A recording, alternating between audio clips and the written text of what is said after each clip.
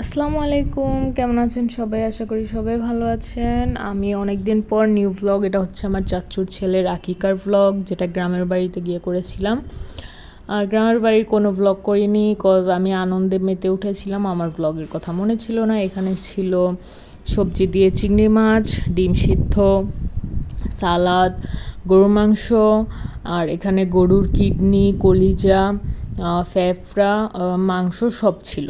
আর আমি সব খেয়েছি, অনেক খেয়েছি, তৃপ্তি করে খেয়েছি আলহামদুলিল্লাহ। সবাই আমাদের বাবুর জন্য দোয়া করবেন। আর তারপরে আমি ডাল নিয়েছিলাম। আমি কখনো ভাত ফেলে রাখি না, আমি ক্লিয়ার করে চেটে পুটে খাই। আলহামদুলিল্লাহ খেয়েছিলামও।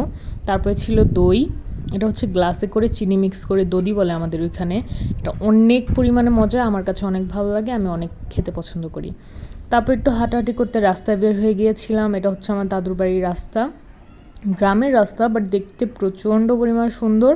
আর বৃষ্টি আসলে সব রাস্তার পানি বাড়িতে চলে যায়। অ্যান্ড এটা হচ্ছে একটা মাছ বিক্রি করতে এসেছিল, চিংড়ি মাছ, কাঁকড়াটা খুব নিতে ইচ্ছে করছিল, 120 টাকা পার কেজি।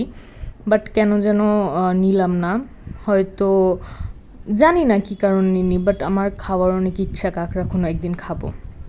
এটা হচ্ছে আমাদের গ্রামের পুকুর পাড়। এখানে একটা হচ্ছে মসজিদের পুকুর, আরেকটা হচ্ছে যে পুকুরে আমরা গোসল করি, যেটাতে এখন আমরা যাচ্ছি।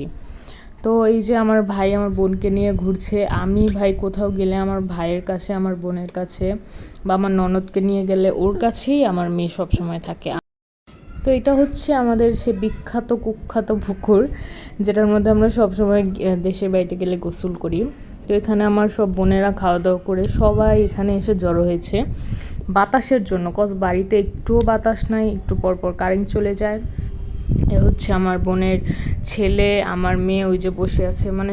তো তারপর সবার রেস্ট করা শেষ, আমরা একটু যাব টাউনের সাইডে, মানে আমাদের দাদুর বাড়ি একটু গ্রাম সাইড পড়ে, ভোলার টাউনও আছে, সেখানে যাব। তো এটা হচ্ছে একটা মসজিদ, যেটা গাংপাড়ে আছে, আমাদের গাংপাড়ের ওইদিকে। এখান দিয়ে লঞ্চ আসা যাওয়া করে, আবার পানি শুকিয়ে গেলে মানুষ এখানে চাষাবাদও করে।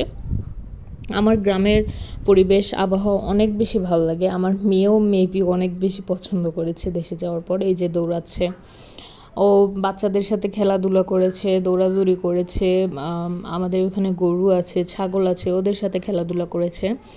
তারপরের দিন আমার বড় চাচ্চু মাছ এনেছিল, ও মাছ নিয়ে খেলছে। মানে ও জ্যান্ত মাছ, যেহেতু ঢাকাতে অ্যাভেলেবেল পাওয়া যায় না, জ্যান্ত মাছ দেখা যায় না, ও হয়তো বা দেখেই নাই, সব মরা মাছই দেখছে। তো জ্যান্ত মাছ দেখেও বলছে ভাও ভাও। তো এটা অনেক এনজয় করছে ও, অ্যান্ড আমরাও এনজয় করছি। তো এই অবধি ছিল আমার দেশের ভ্লগ। আল্লাহ হাফেজ।